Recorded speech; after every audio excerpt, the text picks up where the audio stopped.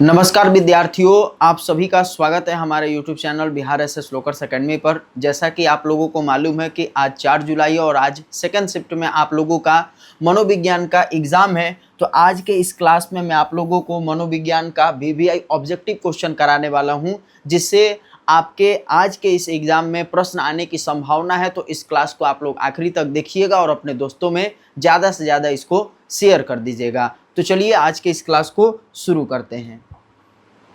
हुआ है उसको हम लोग सबसे पहले करेंगे।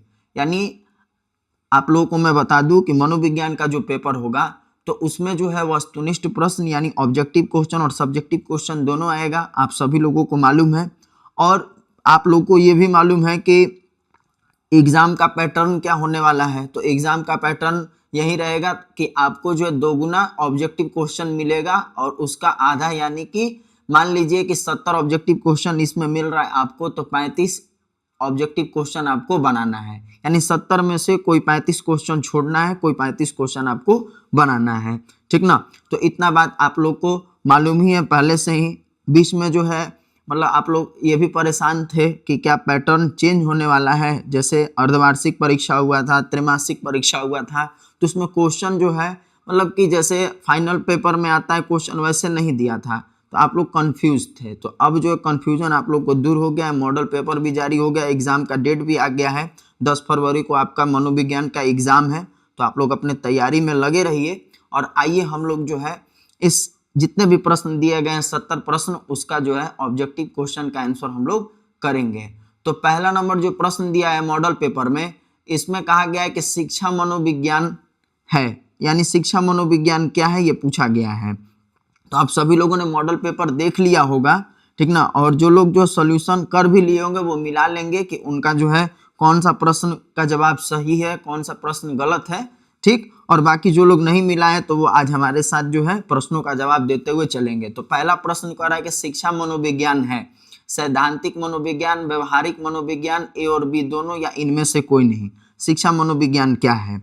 तो मनीष जो है गुड इवनिंग, हेलो, सेशन को शेयर कर दीजिएगा आप लोग जवाब दीजिए प्रश्नों का। कि पहला नंबर जो प्रश्न दिया है कि शिक्षा मनोविज्ञान क्या है, तो शिक्षा मनोविज्ञान याद रखना है ये हमारा क्या होगा, व्यवहारिक मनोविज्ञान होगा। लेकिन यहाँ पर जो है मान लीजिए कि ऑप्शन में ए और बी दोनों दिया है, तो ए और बी दोनों दिया है, तो यहाँ पर हम क्या करेंगे, ऑप्शन सी को सही करेंगे। सैद्धांतिक मनोविज्ञान और व्यवहारिक मनोविज्ञान यहाँ पर दोनों हो जाएगा।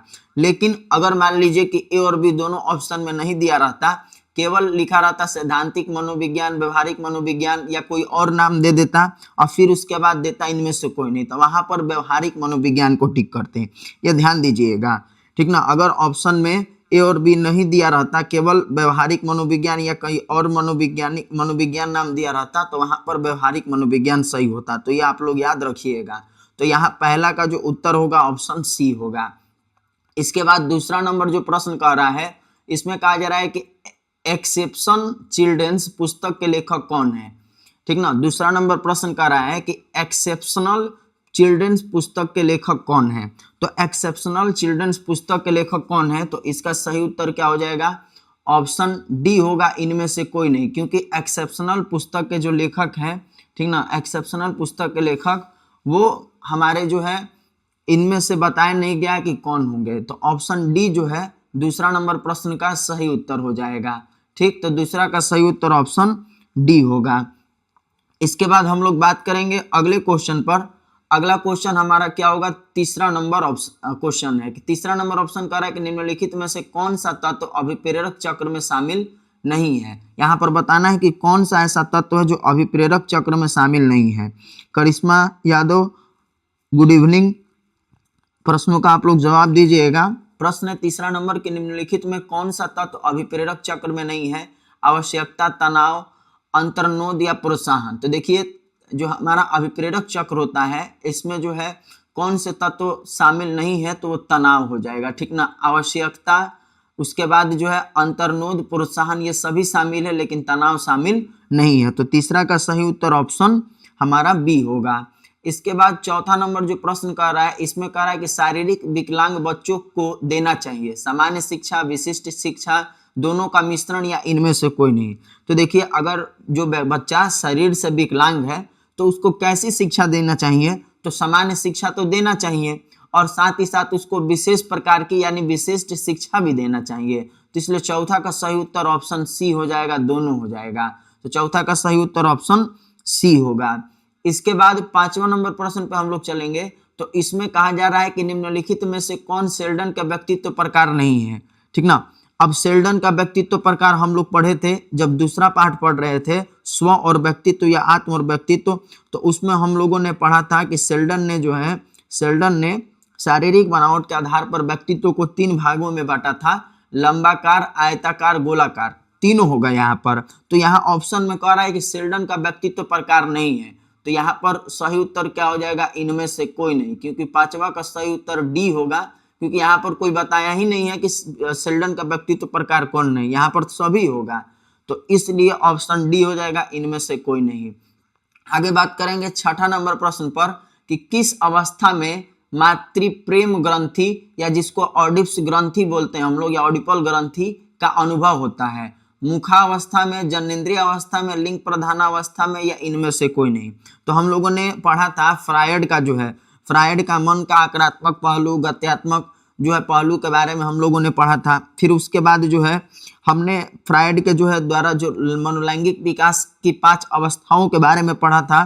तो कहा जा रहा है कि वह कौन सी ऐसी अवस्था है जिसमें मातृप्रेम ग्रंथि का अनुभव होता है, ठीक ना, जिसमें जो बालक क्या होता है वो अपने माँ से जो है लगाव रखता है, माँ से प्रेम करता है। तो कौन सा अवस्था में, तो लिंग प्रधान अवस्था में जो है, लिंग प्रधान अवस्था में जो मातृप्रेम ग्रंथि का अनुभव होता है। तो 6 का सही उत्तर ऑप्शन सी होगा। आप लोग फटाफट मिलाते चलिएगा।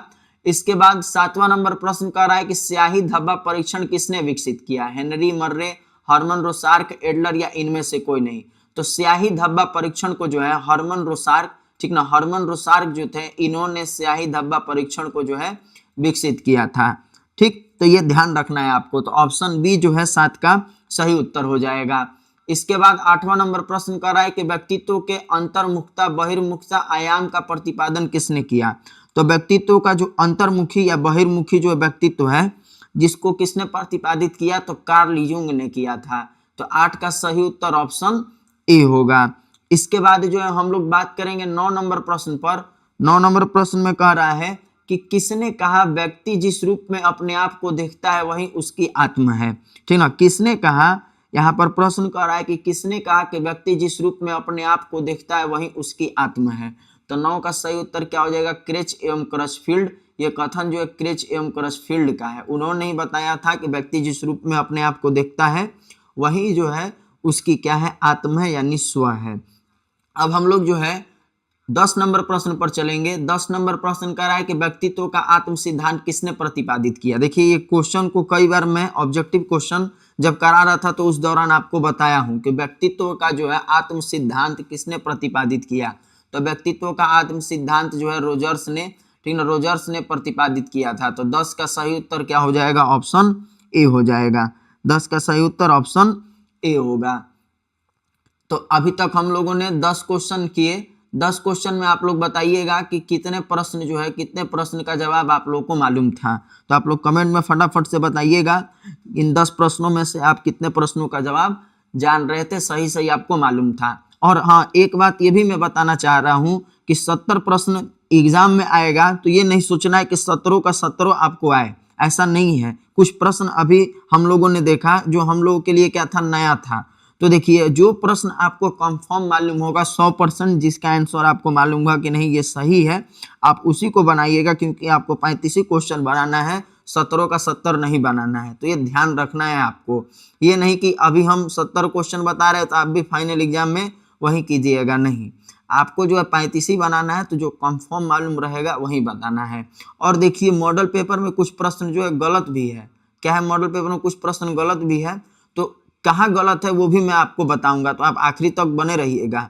जो लोग मॉडल पेपर देखे होंगे, पूरे प्रश्नों को बनाए होंगे, उन्हें मालूम होगा कि जो है कौन से प्रश्न गलत है, कहाँ पर क्या होना चाहिए। तो आगे मैं आप लोग को बताऊंगा, ध्यान दीजिएगा आप लोग। आगे बात करेंगे 11 नंबर प्रश्न पर। कह रहा है इसमें कि सामान्य अनुकूलन संरक्षण के संप्रत्यय का प्रतिपादन किसने किया। तो सामान्य अनुकूलन संरक्षण जिसको GAS बोलते हैं, GAS से सूचित करते हैं, तो ये किसने प्रतिपादित किया, तो हंस सैली ने प्रतिपादित किया था। इसमें जो है समान अनुकूलन संरक्षण में 3 अवस्थाएं होती है, चेतावनी, प्रतिरोध और परिश्रांति। तो ये भी याद रखना है आपको। आगे बात करेंगे अगला क्वेश्चन 12 नंबर प्रश्न पर। इसमें कहा जा रहा है कि स्वीकारात्मक तनाव का दूसरा नाम क्या है। देखिए यहाँ पर इसी प्रश्न में जो है मिस्टेक है, इसी प्रश्न में क्या है मिस्टेक है, कह रहा है कि स्वीकारात्मक तनाव का दूसरा नाम क्या है, पुश स्ट्रेस, डी स्ट्रेस, ए और बी दोनों या इनमें से कोई नहीं। तो देखिए पुश स्ट्रेस तो आप लोगों को मैंने पढ़ाया नहीं था, पढ़ाया था जो तनाव मतलब कि जो होता है वो 2 तरह का होता है, कि यू स्ट्रेस और डी स्ट्रेस। मतलब एक व्यथा होता है, एक व्यथा प्रतिबल होता है, एक सकारात्मक या स्वीकारात्मक प्रतिबल होता है। तो डी स्ट्रेस को हम लोग क्या कहते हैं, व्यथा बोलते हैं। डी स्ट्रेस को क्या कहते हैं हम लोग, व्यथा बोलते हैं, व्यथा। और उसके बाद पुश स्ट्रेस जो लिखा है ना, तो ये पुश स्ट्रेस गलत लिखा है, यहाँ पर क्या होना चाहिए, यू स्ट्रेस होना चाहिए। क्या होना चाहिए, यू स्ट्रेस होना चाहिए। तो यू स्ट्रेस को हम लोग क्या कहते हैं, सकारात्मक प्रतिबल बोलते हैं। तो सकारात्मक और सकारात्मक प्रतिबल का दूसरा नाम क्या है, यू स्ट्रेस है। तो 12 का सही उत्तर क्या होगा, ऑप्शन ए होगा। 12 का सही उत्तर ऑप्शन ए होगा। इसके बाद 13 नंबर प्रश्न कह रहा है कि वे दबाव जिन्हें हम अपने मन में उत्पन्न करते हैं उन्हें क्या कहते हैं। वे दबाव जिन्हें हम अपने मन में उत्पन्न करते हैं तो उसे हम लोग मनोवैज्ञानिक दबाव कहते हैं। तो 13 का सही उत्तर ऑप्शन बी हो जाएगा। इसके बाद 14 नंबर जो प्रश्न है, इसमें कहा जा रहा है कि निम्नलिखित में से कौन सामाजिक तनाव है। तो सामाजिक तनाव कौन है, बाढ़, भूकंप, विवाह विच्छेद, इनमें से कोई नहीं। तो सामाजिक तनाव, ये भी क्वेश्चन मैंने कई बार आप लोग को पढ़ाया है ऑब्जेक्टिव क्वेश्चन के दौरान। तो आप लोग जवाब दीजिए, इस प्रश्न का सही उत्तर क्या होगा कि कौन सामाजिक तनाव है, सामाजिक तनाव निम्नलिखित में से कौन है। तो ध्यान दीजिएगा, सामाजिक तनाव क्या है, तो विवाह विच्छेद है, ठीक ना। विवाह विच्छेद जो हमारा क्या हो जाएगा, सामाजिक तनाव हो जाएगा, क्योंकि बाढ़ और भूकंप क्या है, प्राकृतिक आपदा है। तो एक क्या हो जाएगा हमारा, वातावरणीय प्रतिबल हो जाएगा या वातावरणीय तनाव हो जाएगा। लेकिन सामाजिक तनाव या सामाजिक प्रतिबल की बात करेंगे तो वह विवाह विच्छेद हो जाएगा। इसके बाद 15 नंबर प्रश्न पर चलेंगे। इसमें कहा जा रहा है कि प्रबंधित कार्य में तनाव उत्पन्न करता है, इसकी पुष्टि निम्नांकित में किन के अध्ययनों से होती है। देखिए ये आपके लिए एक नया क्वेश्चन हो गया 15वां नंबर प्रश्न, कि अप्रबंधित कार्य में तनाव उत्पन्न करता है, इसकी पुष्टि निम्नांकित में किसके अध्ययनों से जो है मिलती है। तो किसके अध्ययनों से मिलती है, तो ये जो है राइस के अध्ययनों से जो है मिलता है। तो 15 का सही उत्तर क्या होगा, ऑप्शन ए होगा। तो एक आपके लिए एक नया क्वेश्चन है, तो इसको आप लोग को ध्यान रखना है। इसके बाद बात करेंगे 16 नंबर प्रश्न पर कि सामान्य अनुकूलन संरक्षण की प्रथम अवस्था क्या है। आप लोग फटाफट से बताइएगा कि सामान्य अनुकूलन संरक्षण की प्रथम अवस्था जो है, प्रथम अवस्था वो कौन सी है। आप लोग जरा जवाब दीजिए। तो सामान्य अनुकूलन संरक्षण की प्रथम अवस्था क्या है, करिश्मा जो है बताइए, ए बता रही हैं, ए। 15 का ए हो गया। इसके बाद जो है आगे 16 नंबर प्रश्न का आप जवाब दीजिए। थोड़ा हम कमेंट देख लेते हैं आप लोग को। करिश्मा 16 का सी कह रही है, 16 का सी नहीं होगा। देखिए सामान्य अनुकूलन संरक्षण के 3 अवस्थाएं होती है। अभी मैंने बताया कि इसका प्रतिपादन किसने किया, तो इसका प्रतिपादन याद रखना है हंस सैली ने किया है। पहला बात तो ये याद रखना है, हंस सैली जो थे, हंस सैली सामान्य अनुकूलन संरक्षण मॉडल का प्रतिपादन किए थे। अब इसमें 3 अवस्था कौन कौन सी होती है, तो एक होता है आपका चेतावनी, ठीक, एक होता है क्या, चेतावनी होता है, ठीक। दूसरा क्या होता है, प्रतिरोध होता है। क्या होता है, प्रतिरोध, प्रतिरोध। और तीसरा क्या होता है, परिश्रांति होता है। तीसरा क्या होता है, परिश्रांति होता है। तो यहाँ पर अगर हम ऑप्शन देखेंगे, ऑप्शन की कहा जा रहा है कि सामान्य अनुकूलन संरक्षण में प्रथम अवस्था कौन सी है, तो यहाँ ऑप्शन देखेंगे तो परिश्रांति अवस्था लिखा है, प्रतिरोध लिखा है, ए और बी दोनों लिखा है, और इनमें से कोई नहीं लिखा है। तो प्रथम अवस्था तो चेतावनी होता है, चेतावनी की अवस्था। तो चेतावनी तो कहीं दिया ही नहीं है, तो इसलिए ऑप्शन डी होगा। 16 का सही उत्तर क्या होगा, ऑप्शन डी। अब ऐसे ही जो है गलत नहीं करना है, प्रतिरोध और परिश्रांति देख करके ए और बी नहीं करना है बाबू, ठीक ना, ध्यान देना है। चेतावनी, प्रतिरोध, परिश्रांति, ये 3 अवस्थाएं होती हैं। पहला चेतावनी होता है, दूसरा प्रतिरोध होता है और तीसरा परिश्रांति होता है। तो यहाँ पर इनमें से कोई नहीं हो जाएगा। मनीष जो है प्रश्नों का जवाब दीजिए आप। Good evening.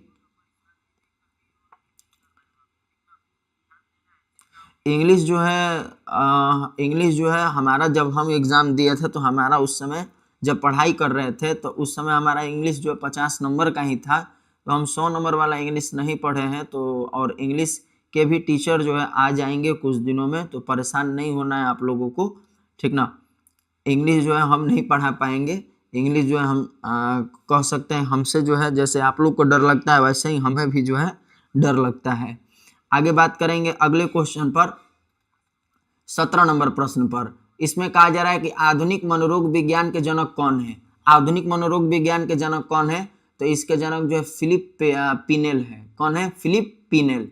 तो 17 का सही उत्तर ऑप्शन ए हो जाएगा। इसके बाद 18 नंबर प्रश्न कर रहा है कि प्रसिद्ध पुस्तक द इंटरप्रिटेशन ऑफ ड्रीम के लेखक कौन है। प्रसिद्ध पुस्तक द इंटरप्रिटेशन ऑफ ड्रीम के लेखक कौन है, तो कौन होंगे, तो सिगमंड फ्रायड हो जाएंगे। ये फ्रायड के द्वारा लिखा गया पुस्तक है। तो 18 का सही उत्तर क्या हो जाएगा? ऑप्शन ए होगा। इसके बाद 19 नंबर प्रश्न में कह रहा है कि निम्नलिखित में से कौन असामान्य व्यवहार की विशेषता है। तो असामान्य व्यवहार की विशेषता कौन सी होगी? मानसिक असंतुलन, विघटित व्यक्तित्व, अपर्याप्त समायोजन या इनमें से सभी। तो असामान्य व्यवहार की विशेषता क्या हो जाएगी? तो इनमें से सभी हो जाएगा, ठीक ना। मानसिक संतुलन, असंतुलन भी होगा, विघटित व्यक्तित्व भी होगा और इनमें से अपर्याप्त समायोजन भी होगा। तो इनमें से सभी इसका सही उत्तर होगा। इसके बाद हम लोग बात करेंगे 20 नंबर प्रश्न पर। इसमें कहा जा रहा है कि विषादी विकार को अन्य किस नाम से जाना जाता है। विषादी विकार को अन्य किस नाम से जाना जाता है। तो विषादी विकार को एक ध्रुवीय विकार के नाम से जाना जाता है। तो 20 का सही उत्तर क्या हो जाएगा? ऑप्शन ए हो जाएगा। आगे बात करेंगे 21 नंबर प्रश्न पर कि कुत्ता से अयुक्ति संगत भय को क्या कहते हैं। मतलब अगर कुत्ता से जो है आपको डर लगता है या भय लगता है, ठीक, तो ये कौन सा जो है मतलब कि फोबिया कहलाता है, ये पूछा जा रहा है। तो कुत्ता से जो अयुक्ति संगत भय को हम लोग क्या कहते हैं? साइनोफोबिया कहते हैं। क्या कहते हैं? साइनोफोबिया। तो 21 का सही उत्तर क्या होगा? ऑप्शन बी हो जाएगा। इसके बाद 22 नंबर प्रश्न कह रहा है कि उत्तर अभिघातज तनाव जो विकार है इसका कारण क्या है। बाढ़, चक्रवात, भूकंप, इनमें से सभी। जो उत्तर अभिघातज तनाव विकार है इसका जो है कारण क्या है, ठीक ना। इसका कारण यहाँ पर होगा, देखिए कारण लिख करके दिया गया है मॉडल पेपर में। कई जगह जो आप देखिएगा कि मात्रा भी छूटा गया है, जैसे उद्देश्य के जगह पे उद्देश्य लिखा है, तो वो भी मैं बताऊंगा कहाँ गलती है। तो यहाँ पर याद रखिएगा क्या होगा? उत्तर अभिघातज तनाव विकार का कारण क्या है। तो कारण क्या है? तो इनमें से सभी हो जाएगा। तो ऑप्शन डी जो है इस प्रश्न का सही उत्तर होगा।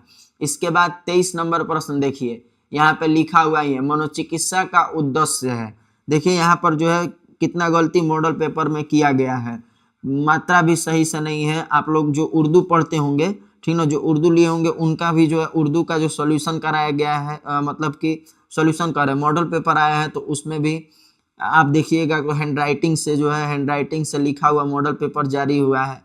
तो मतलब जो है कई सारी जो है व्यवस्थाएं सही नहीं है, क्वेश्चन भी रॉन्ग है।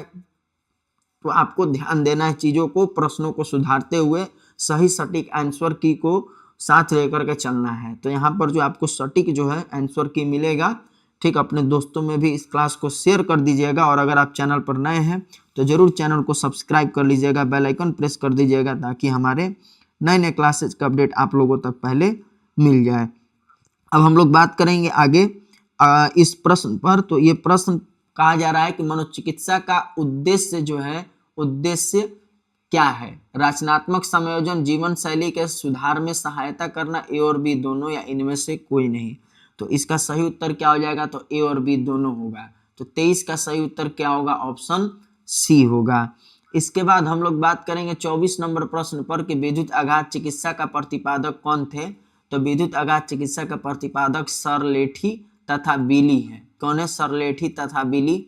पल्से और मोनिज नहीं है। मोनिज तो जो है, मोनिज की अगर हम लोग बात करेंगे तो जो मोनिज थे ये आपका मानसिक शल्य चिकित्सा के प्रतिपादक है, जिसका प्रतिपादन 1933 में किया गया है। लेकिन और अगर बात करेंगे स्केल का तो वो आघात चिकित्सा के प्रतिपादक थे, ठीक ना। तो यहाँ पर क्या हो जाएगा? आपका ऑप्शन ए होगा, सरलेठी तथा बिली होगा, सरलेठी तथा बिली। इसके बाद 25 नंबर प्रश्न में कहा जा रहा है कि युंग द्वारा किस चिकित्सा का प्रतिपादन हुआ। युंग द्वारा जो किस चिकित्सा का प्रतिपादन हुआ, ये पूछा जा रहा है कि कार्ल युंग जो थे उन्होंने जो है किस चिकित्सा का प्रतिपादन किया था, तो वो विश्लेषणात्मक चिकित्सा का प्रतिपादन किए थे। इसके बाद 26 नंबर प्रश्न करा कि श्वसन अभ्यास को योग में क्या कहा जाता है, तो श्वसन अभ्यास को योग में जो है प्राणायाम कहा जाता है। ये भी प्रश्न मैं कई बार आप लोगों को बताया हूं कि श्वसन अभ्यास को जो योग में प्राणायाम कहा जाता है। इसके बाद 27 नंबर प्रश्न कर रहा है कि बेंडुरा ने दुर्भिति को दूर करने के लिए किस प्रविधि का उपयोग किया था, तो इन्होंने क्या किया था, मॉडलिंग प्रविधि का उपयोग किया था। तो 27 का सही उत्तर क्या होगा, ऑप्शन ए होगा, ठीक ना। तो 27 का सही उत्तर ऑप्शन ए होगा। इसके बाद 28 नंबर प्रश्न करा है कि मनोवृत्ति है वंशागत, अर्जित, ए और बी दोनों, इनमें से कोई नहीं। तो जो हमारा मनोवृत्ति होता है जिसको हम लोग अभिवृत्ति भी बोलते हैं, तो मनोवृत्ति या अभिवृत्ति जो है हमें मतलब प्राप्त कैसे होता है, वंशानुगत होता है, मतलब जो हम जन्म लेते हैं, जो हमारे वंश में जैसा मनोवृत्ति रहता है, आईक्यू का एप्टीट्यूड रहता है, उसी तरीके से हम लेकर के आगे बढ़ते हैं या हम इसको अर्जित करते हैं, ये पूछा जा रहा है। तो देखिए मनोवृत्ति को हम लोग क्या करते हैं, इसको अर्जित करते हैं, ठीक ना। ये वंशानुगत नहीं होता है, ये हमें वंश से नहीं मिलता है, इसको हम लोग प्राप्त करते हैं, इसको हम लोग अर्जित करते हैं। तो 28 का सही उत्तर ऑप्शन बी हो जाएगा। इसके बाद 29 नंबर प्रश्न कर रहा है कि लियोन फेस्टिंगर किस क्षेत्र से संबंधित है, तो जो लियोन फेस्टिंगर है ये संज्ञानात्मक विसंगति सिद्धांत का प्रतिपादन किए थे। तो जो लियोन फेस्टिंगर है ये किस क्षेत्र से संबंधित थे, तो ये मनोवृत्ति परिवर्तन के क्षेत्र से जो है संबंधित थे। तो 29 का सही उत्तर ऑप्शन बी हो जाएगा। आगे बात करेंगे 30 नंबर प्रश्न पर। इसमें कहा जा रहा है कि निम्नलिखित में से कौन ऋणयुक्तियों की एक विशेषता है। ऋणयुक्तियों की विशेषता क्या है, तो यहाँ पर क्या हो जाएगा, उपरोक्त सभी हो जाएगा, यानी ऑप्शन नंबर डी इस प्रश्न का सही उत्तर होगा कि मानसिक प्रतिमा, पूर्ण सहमत विश्वास, अपेक्षाकृत स्थिर, ये सभी क्या होंगे, हमारे ऋणयुक्तियों की विशेषता होंगे। तो 30 का सही उत्तर ऑप्शन डी हो जाएगा। इसके बाद बात करेंगे 31 नंबर प्रश्न पर। तो अभी तक हम लोग 30 प्रश्न कर लिए। आप लोग कमेंट में बताइएगा कि इन 30 प्रश्नों में से कितने प्रश्नों का जवाब आप लोग जान रहे थे। चलिए 31 नंबर प्रश्न कह रहा है कि निम्नलिखित में से कौन मनोवृत्ति के संगठक है। मनोवृत्ति के संगठक जो है कौन है, संज्ञानात्मक, भावात्मक, व्यवहारात्मक, उपरोक्त सभी। तो निम्नलिखित में से कौन मनोवृत्ति के संगठक है, तो ये उपरोक्त सभी हो जाएगा, ठीक ना। उपरोक्त सभी मनोवृत्ति की क्या है, संगठक है। इसके बाद 32 नंबर प्रश्न का रहा है कि फ्रीटज हाइडर के POX मॉडल में वो प्रतिनिधित्व करता है। अब यहाँ पर अगर हम लोग देखेंगे POX मॉडल को, तो P से क्या होता है, पर्सन होता है। पर्सन जिसको हम लोग क्या कहते हैं, व्यक्ति बोलते हैं।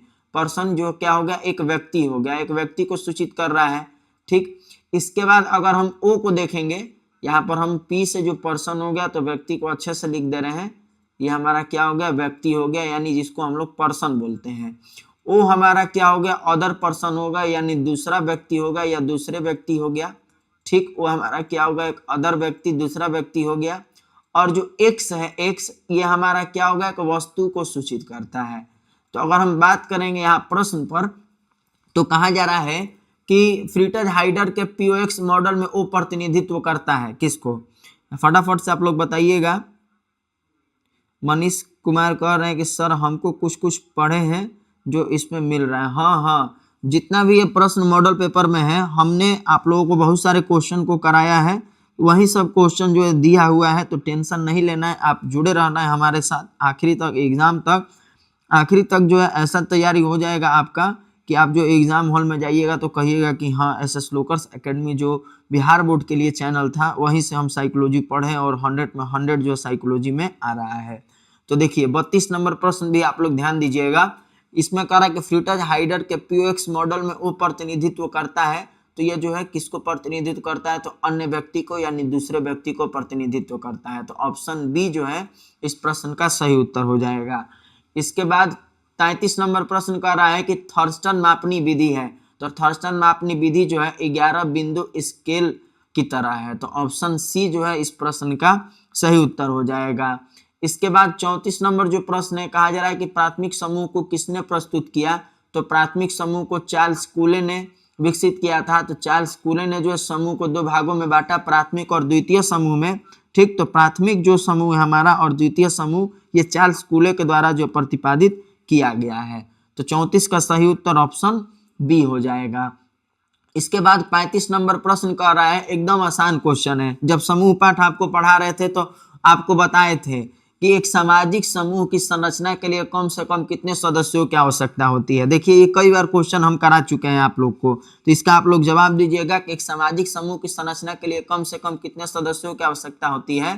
तो 2 सदस्यों की आवश्यकता होती है। तो 35 का सही उत्तर ऑप्शन ए होगा। तो अभी तक हम लोग 35 क्वेश्चन कर लिए। अब फटाफट से जो आगे और जो बचे हुए 35 क्वेश्चन है उसको कर लेते हैं। 36 नंबर प्रश्न कह रहा है कि भीड़ का व्यवहार होता है। तो भीड़ का व्यवहार कैसा होता है? तो अविवेकीय होता है। भीड़ का व्यवहार कैसा होता है? तो अविवेकीय होता है। इसके बाद हम लोग बात करेंगे 37 नंबर प्रश्न पर। 37 नंबर प्रश्न कह रहा है कि निम्नलिखित में से कौन द्वितीय समूह नहीं है? राजनीतिक दल, परिवार, औद्योगिक संगठन या इनमें से कोई नहीं। तो ये भी कई बार क्वेश्चन आप लोग को मैंने कराया है। तो जो द्वितीय समूह है इनमें से कौन नहीं है? तो वो क्या हो जाएगा? आपका परिवार हो जाएगा। परिवार किस में आता है? तो प्राथमिक समूह में आता है। ठीक, इसके बाद हम लोग बात करेंगे किस पे? 38 नंबर प्रश्न पर। इसमें कहा जा रहा है कि बैंडवैगन प्रभाव किसका एक कारण है? जो बैंडवैगन प्रभाव है, बैंडवैगन प्रभाव किसका एक कारण है, ये पूछा जा रहा है। तो बैंडवैगन प्रभाव जो इनमें से सभी हो जाएगा, ऑप्शन डी हो जाएगा। इसके बाद 39 नंबर प्रश्न पर चलेंगे। इसमें कहा जा रहा है कि चाटुकारिता, पारस्परिकता तथा बहु अनुरोध प्रविधियां हैं। किसकी प्रविधियां? अनुरूपता का, अनुपालन का, आज्ञा पालन का, या इनमें से कोई नहीं। तो चाटुकारिता, पारस्परिकता तथा बहु अनुरोध जो है प्रविधियां किसका पालन है? तो ये अनुपालन का जो है एक क्या है? रूप है। तो ऑप्शन बी जो है 39 का सही उत्तर हो जाएगा। इसके बाद 40 नंबर प्रश्न पर हम लोग चलेंगे। इसमें कहा जा रहा है कि निम्नलिखित में से कौन समूह संघर्ष का कारण है? समूह संघर्ष का कारण कौन है, इसमें पूछा जा रहा है। तो इसका जवाब आप लोग फटाफट से दीजिएगा। इस 40 नंबर प्रश्न का सही उत्तर क्या होगा? तो ऑप्शन डी हो जाएगा, इनमें से सभी। आगे बात करेंगे 41 नंबर प्रश्न पर कि आक्रमण के मूल प्रवृत्ति सिद्धांत का प्रतिपादन किसने किया? डोनाल्ड, फ्रायड, बंडूरा, इनमें से कोई नहीं। तो आक्रमण के मूल प्रवृत्ति सिद्धांत का प्रतिपादन किसने किया था? तो ये फ्रायड ने, सिगमंड फ्रायड ने किया था। तो 41 का सही उत्तर ऑप्शन बी हो जाएगा। 41 का सही उत्तर ऑप्शन बी होगा। इसके बाद 42 नंबर प्रश्न हमारा है कि 5 जून को निम्नांकित में से कौन सा दिवस मनाया जाता है? ये तो एकदम आसान क्वेश्चन है, इसका तो जवाब लोग आप दीजिएगा कि 5 जून को निम्नलिखित में से कौन सा जो है दिवस मनाया जाता है? विश्व साक्षरता दिवस, विश्व पर्यावरण दिवस, विश्व एड्स दिवस, इनमें से कोई नहीं। तो 5 जून को जो है कौन सा दिवस मनाया जाता है? तो विश्व पर्यावरण दिवस। आप लोग को मालूम भी है और कई बार क्वेश्चन बताए हैं कि 5 जून को हम लोग जो है विश्व पर्यावरण दिवस मनाते हैं। इसके बाद 43 नंबर प्रश्न में कह रहा है कि ध्वनि प्रदूषण का मापन क्या है? ध्वनि प्रदूषण का मापन क्या है? बेल, माइक्रोबेल, डेसिबल, या इनमें से कोई नहीं। तो ध्वनि प्रदूषण का मापन क्या है? तो वो डेसिबल है। डेसिबल से जो हम लोग क्या करते हैं? ध्वनि को मापते हैं। आगे हम लोग चलेंगे 44 नंबर प्रश्न पर कि भूकंप जो है किस प्रकार की आपदा है? जो भूकंप हमारा है वो कैसी आपदा है? तो भूकंप क्या है? एक प्राकृतिक आपदा है। तो 44 का सही उत्तर क्या होगा? ऑप्शन बी होगा। भूकंप कैसी आपदा है? तो एक प्राकृतिक आपदा है। आगे बात करेंगे 45 नंबर प्रश्न पर कि माधव राष्ट्रीय उद्यान कहाँ है? जो माधव राष्ट्रीय उद्यान है वो कहाँ है? तो माधव राष्ट्रीय उद्यान जो है मध्य प्रदेश में है। कहाँ है? तो मध्य प्रदेश में यह है। तो 45 का सही उत्तर क्या हो जाएगा? ऑप्शन बी हो जाएगा। इसके बाद जो है 46 नंबर प्रश्न कर रहा है कि सूर्य की पराबैंगनी किरणों का दुष्परिणाम है, यानी जो सूर्य का पराबैंगनी किरण होता है इसका दुष्परिणाम क्या होगा? तो शिशु विकृतियां, चमड़ी का जलना, ए और बी दोनों, इनमें से कोई नहीं। तो सूर्य की पराबैंगनी किरणों का दुष्परिणाम क्या होगा? तो ए और बी दोनों होगा। शिशु की विकृति हो जाएगा, चमड़ी का जलना हो जाएगा। तो 46 का सही उत्तर ऑप्शन सी होगा।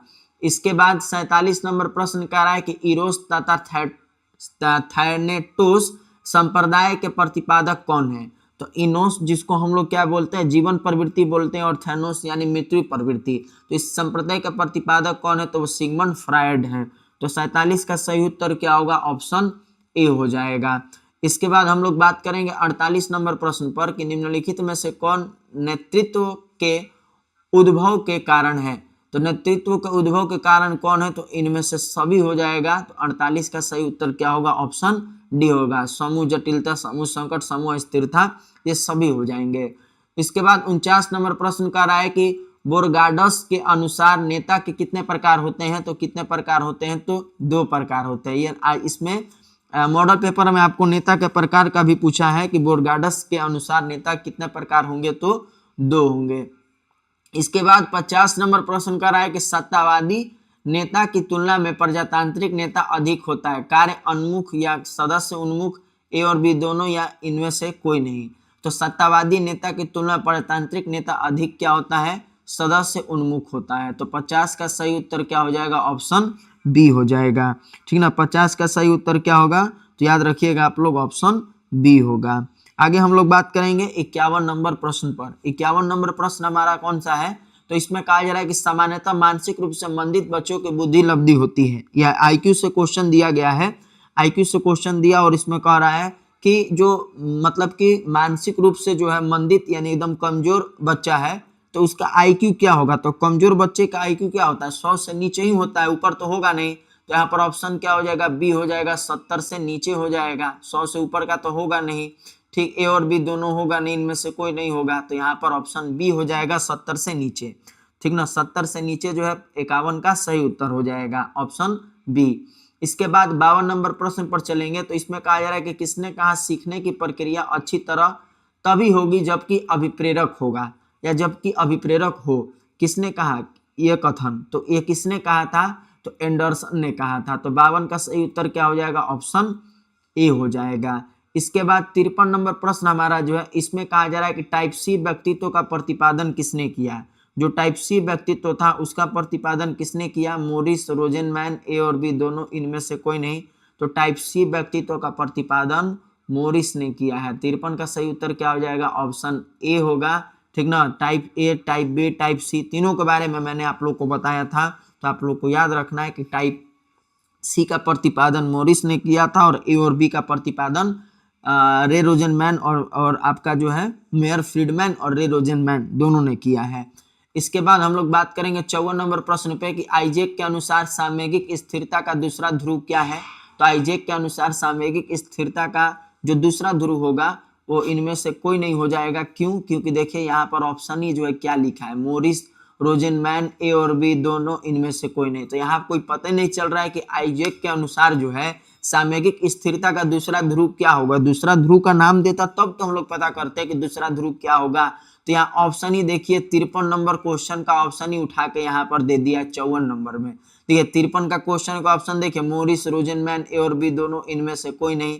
यहाँ भी देखिए वही ऑप्शन दे दिया है। तो प्रश्न दिया है कि आइजैक के अनुसार सामयिक स्थिरता का दूसरा ध्रुव क्या होगा, लेकिन यहाँ पर ऑप्शन ही नहीं दिया है। तो आप लोग को ध्यान देना है, 54 नंबर जो प्रश्न है वो गलत है।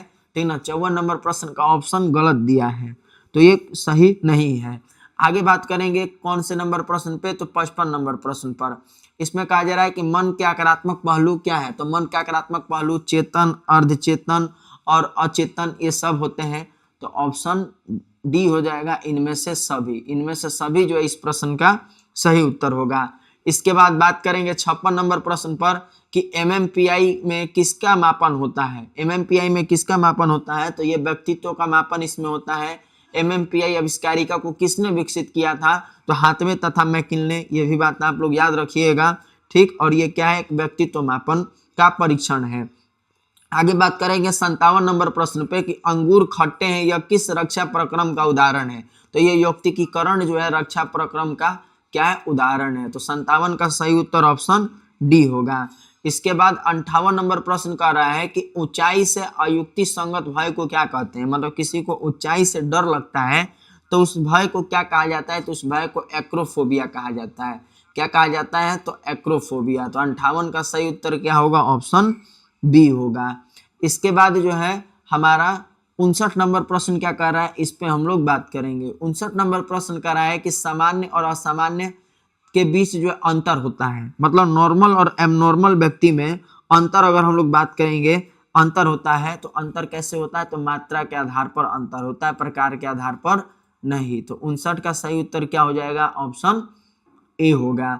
इसके बाद 60 नंबर प्रश्न कह रहा है कि बार बार जो शब्द या वाक्यांश को दोहराना लक्षण है। मतलब बार बार किसी शब्द को बुदबुदा रहे हैं बोल रहे हैं, तो ये कौन से विकृति का लक्षण है? तो ये आपका जो है मनोग्रस्तता बाध्यता स्नायिक विकृति का लक्षण है। मैंने बताया था मनोग्रस्तता बाध्यता में कि जब कोई व्यक्ति किसी काम को बार बार करता है तो मनोग्रस्तता बाध्यता से पीड़ित माना जाता है। तो ऑप्शन ए जो है 60 का सही उत्तर हो जाएगा। इसके बाद 61 नंबर प्रश्न का रहा है कि एफोनिया एवं म्यूटिज्म लक्षण है किसका? एफोनिया और म्यूटिज्म जो है किसका लक्षण है, ये पूछा जा रहा है। तो ये किसका लक्षण है? तो ये आपका रूपांतरण हिस्टीरिया का लक्षण है। किसका लक्षण है बाबू? तो रूपांतरण हिस्टीरिया का यह लक्षण है। तो 61 का सही उत्तर क्या हो जाएगा? ऑप्शन सी हो जाएगा। इसके बाद हम लोग बात करेंगे 62 नंबर प्रश्न पर। इसमें कहा जा रहा है कि उत्साह विषाद मनोविकृति पद का प्रतिपादन किसने किया? उत्साह विषाद मनोविकृति पद का प्रतिपादन किसने किया? तो ये किसने किया था? तो क्रैपलिन ने किया था। तो 62 का सही उत्तर क्या होगा? ऑप्शन बी होगा। इसके बाद 63 नंबर प्रश्न कह रहा है कि निम्नांकित में से कौन मानसिक विकृति है? निम्नांकित में से कौन मानसिक विकृति है? तो यहाँ पर ऑप्शन डी हो जाएगा, इनमें से सभी। ये सभी क्या है? हमारा मानसिक विकृति है। तो 63 का सही उत्तर ऑप्शन डी होगा। इसके बाद 64 नंबर प्रश्न कह रहा है कि गेस्टाल्ट चिकित्सा को किसने प्रतिपादित किया? 64 नंबर प्रश्न कह रहा है कि गेस्टाल्ट चिकित्सा को किसने प्रतिपादित किया? ठीक ना, गणेश सिंह हाय, करिश्मा यादव 62 का भी बता रही है, बिल्कुल सही है। चलिए, तो गेस्टाल्ट चिकित्सा को किसने प्रतिपादित किया?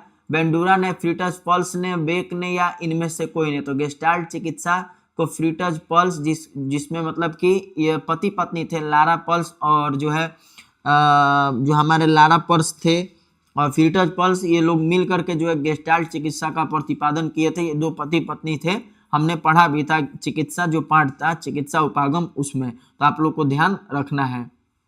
तो यहाँ पर 64 का सही उत्तर क्या होगा? ऑप्शन बी हो जाएगा। इसके बाद हम लोग बात करेंगे 65 नंबर प्रश्न पर। कहा जा रहा है इसमें कि सीखने के सिद्धांत का प्रयोग होता है। जो 65 नंबर प्रश्न है इसमें कहा जा रहा है कि सीखने के सिद्धांत का प्रयोग होता है किसमें? तो सीखने का सिद्धांत का प्रयोग हम लोग किसमें करते हैं? तो व्यवहार चिकित्सा में करते हैं। व्यवहार चिकित्सा में हम लोग क्या करते हैं? सीखने के सिद्धांत का प्रयोग करते हैं। इसके बाद 66 नंबर प्रश्न कह रहा है कि संज्ञानात्मक व्यवहार चिकित्सा का दूसरा नाम क्या है? जो संज्ञानात्मक व्यवहार चिकित्सा है उसका दूसरा नाम क्या होगा? तो ए और बी यहाँ पर दोनों हो जाएगा, क्योंकि संज्ञानात्मक व्यवहार चिकित्सा को संज्ञानात्मक चिकित्सा या व्यवहार चिकित्सा भी कहते हैं। तो ऑप्शन सी जो है 66 नंबर प्रश्न का सही उत्तर हो जाएगा। इसके बाद जो है हमारा 67 नंबर प्रश्न जो है कहा जा रहा है कि परामर्श में सहायता प्राप्त करने वाले को कहा जाता है। जो व्यक्ति जो है परामर्श में सहायता प्राप्त करता है तो उसे क्या कहा जाता है? परामर्शी, परामर्शदाता, चिकित्सक, या इनमें से कोई नहीं? तो जो व्यक्ति जो है, ठीक ना, जो व्यक्ति जो है परामर्श में सहायता प्राप्त करने को मतलब सहायता प्राप्त कराता है उसको हम लोग क्या कहते हैं? तो परामर्शदाता कहते हैं। तो 67 का सही उत्तर क्या होगा? ऑप्शन बी हो जाएगा। इसके बाद जो है 68 नंबर प्रश्न कह रहा है हमारा कि निम्नांकित में से कौन परामर्श कौशल नहीं है? निम्नांकित में से कौन परामर्श कौशल नहीं है? फटाफट से आप लोग जवाब दीजिएगा। निम्नांकित में से कौन परामर्श कौशल नहीं है? स्वीकारात्मक सम्मान, तदनुभूति, संप्रेषण, इनमें से कोई नहीं। तो यहाँ पर क्या हो जाएगा? इनमें से कोई नहीं हो जाएगा। ठीक ना, इनमें से कोई नहीं इस प्रश्न का सही उत्तर होगा। इसके बाद हम लोग 69 नंबर प्रश्न को करेंगे, यानी 69 नंबर प्रश्न को।